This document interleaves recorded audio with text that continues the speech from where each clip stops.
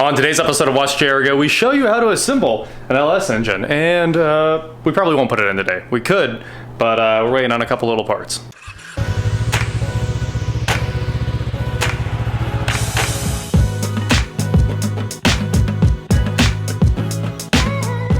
What is going on, guys? I am Watch JR Go, and today we're here with the 408 LS2 out of Josh's Trailblazer. A large hole right there, and of course it came right out, and now we got to put this thing back together. So the crank's just sitting there. Probably show you guys how to plastic gauge this thing to make sure all the bearing and all the surface clearances are okay. As you can see, the cam is already in because it's so easy. We slid the old one out last night, and this one went right back in super fast. That's that new BTR cam down there, and this Eagle crank just needs checked out real quick, and then we can put these bearings in. So this, of course, is the center bearing right there, and those are the outer bearings. 0.0015 to 0.0018? Yes, on the main bearing clearance. Gotcha. This one has, the center bearing here has these skirts, and the crank rides on those, so it kind of helps locate it. Ah, the plastic gauge. Plastic gauge city. You're talking about 0.0015. That's like one piece of dirt can totally throw it off. Yeah, it's less than a human hair. Okay, that one is kind of already open right there. Yeah. If this were fresh from the machine shop, I would just test one and be good with it. Right. But since it's been ran, it's got 20,000-30,000 on it, and the bearings did not look good. They look great. They look okay. Yeah, exactly. Nothing catastrophic going on, but just because of all that, I would like to check every one of these. Oh, in my hand, actually. Mains are going in. Here goes the studs. And there's, like we said, plastic gauge on each one of those. So we're gonna grab the torque spec, tighten them down, check them, see what's up. The first torque pass is 15 foot-pounds. Pretty close. And then it's 80 degrees. All right, they're all torqued down except for the one the oil pickup tube goes on. So it's time to tear it all back apart and see where the plastic gauge is.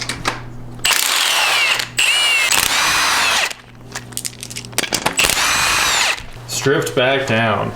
Let's take a look at the gauge here and see what we're thinking. That looks like somewhere between 0.0015 and 0.001. This one I would say is perfect. Yep. Right in between the two. I think all the rest look exactly like that. This is the only one that's a little big, and that one's maybe a little small. And these are pretty good numbers. It's probably run it. Of course, you're just roughing things with just plastic edge. Switch, yeah. That's exactly what the oil's going to do. So. Well, let's put it all back together again. Unfortunately, you got to wipe the plastic gauge off, which is kind of a pain. It is on there. There's probably some brake clean might dissolve that. Never tried. Will it work? Will it blend? Yeah, that works great. Shout out to CRC. Yeah, that's amazing. A little bit of assembly lube. Yup, some Ruckus. Some sticky lube. If you're watching this at home and you're thinking about rebuilding an LS, don't make the same mistake I made the first time. I'm a Ford guy. You probably noticed by all the Ford t-shirts I wear on the channel. Right. But I've really come around to love the LS.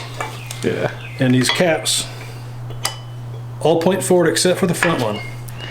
If you put the front one in, pointing that direction. The back one has to point forward just because of the design of the rear cover. And I thought, every Ford I've ever assembled had the numbers stamped on one side, and you went with it. But the front's got to go the other direction. So the first motor that found its way into this Trailblazer lost oil pressure at about 12 miles because the front cap was backwards. There it goes. The casting extends to try to tell you inside here. And then I found a diagram, and it shows these two little markings right there, and it shows the front one flipped. So there's a diagram. Just take your time when you're doing it and make sure you look at all that, because it does make sense to install it all the other direction. Crank better now? Oh yeah. Better than burnt up bearing crank? A one finger crank. That's much better.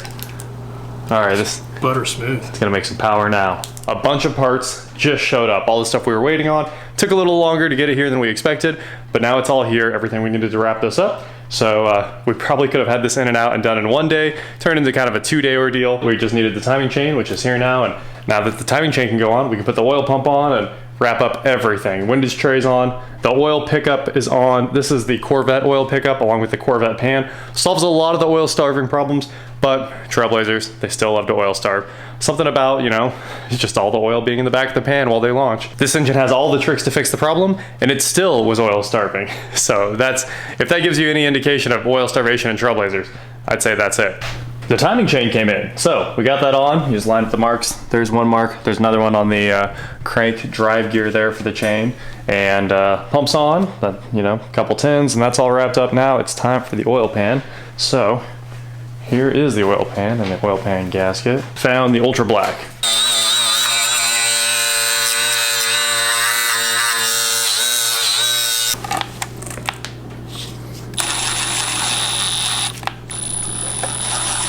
There you go. So of course you want to just run a little bead along that, you know, the dissimilar surfaces there.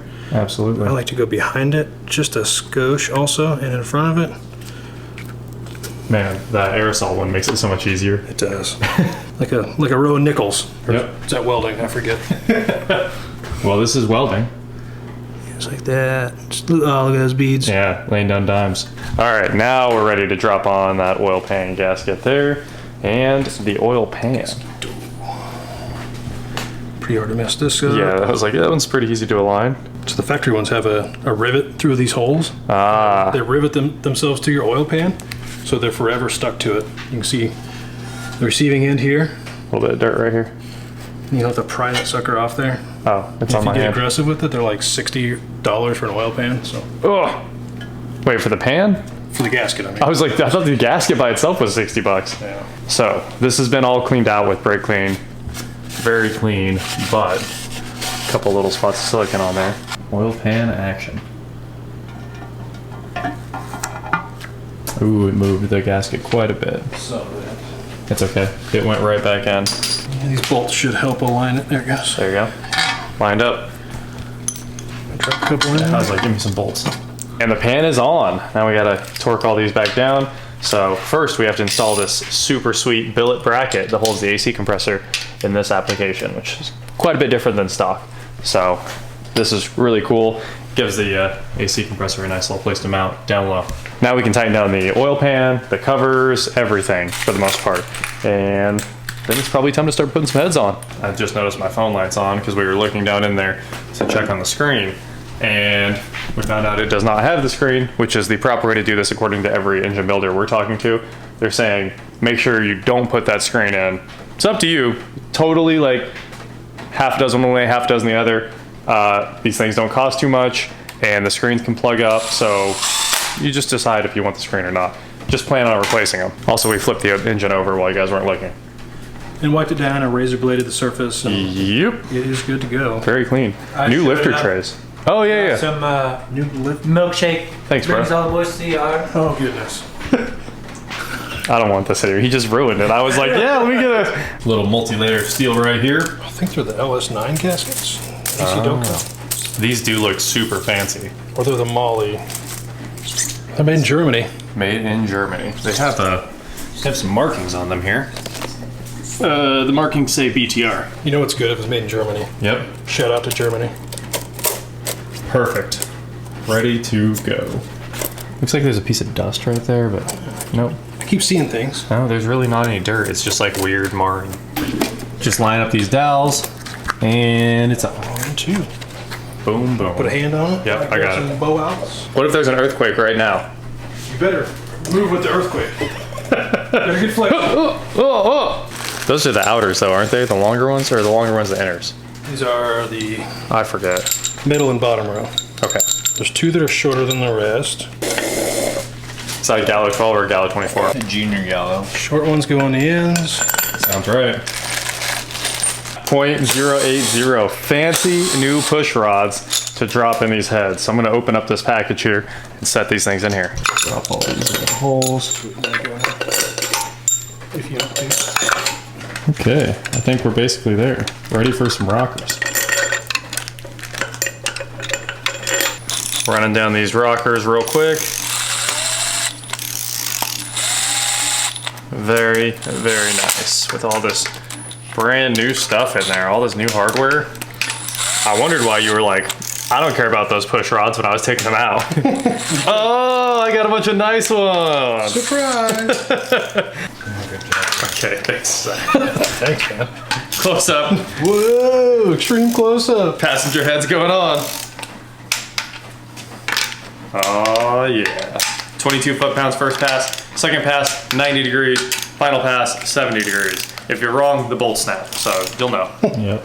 Heads are torqued, rockers are in. Rockers are torqued to 22 foot-pounds right across both sets. Zach's pulling the temp sensor out of that head. We're gonna put a little thread sealant on it, move it to this head where it belongs, and I'm putting the valley cover on.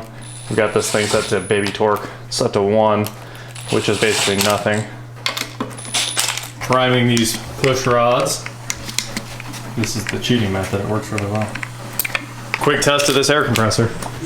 And it seems like it's working pretty well. Sounds like it sucks and blows. That's an air compressor. Oh man, it's scary. It's close. I know, it's like ready to go in actually. Happening so fast. A couple minutes later. This extra timing chain can probably go in the Cloy's box. Yeah. All right, new O-rings on the injectors. We've got the cone, the O-ring cone, which makes life super easy. So you, the cone of silence. Excuse me. We're filming here. I gotta head for his car a little bit floor. You sure do. Anyway, take the cone, line it up with the injector here, and we can roll the O-ring down a little bit more, and then you just push it on once it's lined up. O-ring on, and here goes the other side. Here goes the business end of the injector right here. Goes like this, and push the O-ring on. Super fast. So 7 more of those to do, or way more O-rings, and then we can assemble this bad boy. Heater hoses. Oh yeah, because you got new heater hoses. You guys. New ones. So we have the ICT billet heater hose set, which is made for LS swaps, but it has super long hoses to make stuff like this easy. Also, you can see how fast these injectors should go if you just do it like that. If you just drop them. Right, throw everything on the ground, then clean all the O-rings again. This thing is ready to go in. Everything's kind of back out of the way. Exhaust manifolds cleaned up a little bit. Used the die grinding beast, and we cleaned up basically everything else with that too. So, time to give this thing a couple of hits, get it up a little higher, start sliding it back. Well, after we do a flywheel. Oh yeah, I forgot about that thing. It's kind of essential. Oh, well, it's right here.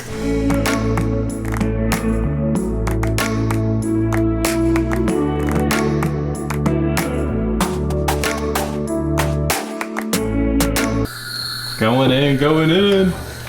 All right, ready to start sliding backwards. Manifolds are kind of in the way. Got the header over here. Okay, Yeah, now back. and back, and back.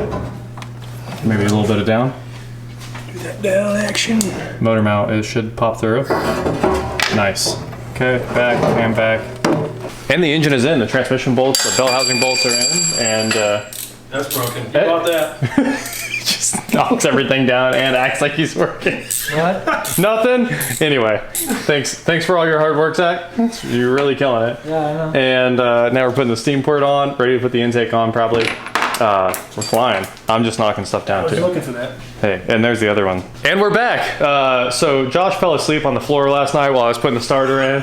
And Dying me out like that. yeah, I mean, but I was just like, I spent like 45 minutes putting the starter in because I had to take it back out and then put the wires up, then put this, and we were like, you know what, let's just go to bed. We didn't feel like working anymore. Like So 1 in the morning. yeah, it was 1, and like we could have got it running, but we figured why not just take a break and get back on this. Taking the water pump back off real fast, grab some new gaskets, some Felpro gaskets that look nice and I was pretty. gonna reuse the old ones, but I was like, why? Yeah. It's gonna cause problems. I know. Right. I'm gonna have to swap them. And I was like, none of the accessories are on. We might as well take the pump back off because it's just the 6 bolts. Yep. So we're ready to go. Let's get back to work. And just like that, all the plastic is back on the front of the truck and it looks very complete. So it's time. We didn't even do a first crank. We were just gonna trust it this time and go for it. So hopefully it fires right up.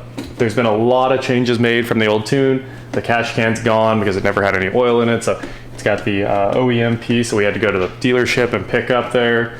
I had to solder the new map sensor onto the Trailblazer harness because this is a truck intake from like 2012, 6.0, 6.2, something like that. And now we've got this map sensor that we hope works. We're gonna find out when we crank real fast. And we also added a relay and weather pack connectors to the trans cooler there. So Josh is putting the cold air intake on, and we just filled it with coolant. About time to crank it. First start, it's go time. Hope it works. Fuel pump. Sounds like fuel pump. Cycle a couple times. We believe in it though. It'll start.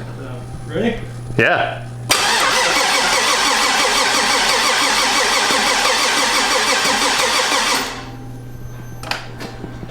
Coil packs plugged in? Coil packs are plugged in, yeah. That was a lot of fuel. That was cool.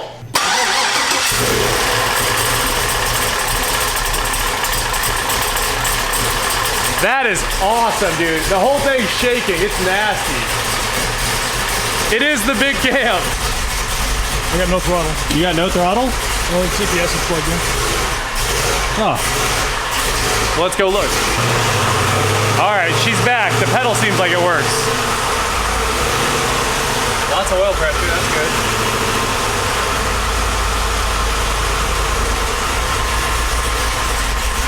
It wants to idle. Go listen to that cam. Yeah, it sounds awesome.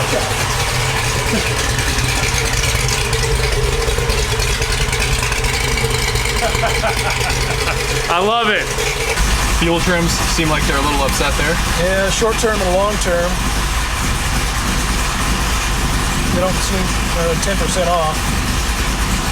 Just on bank 1 for some reason. Yep.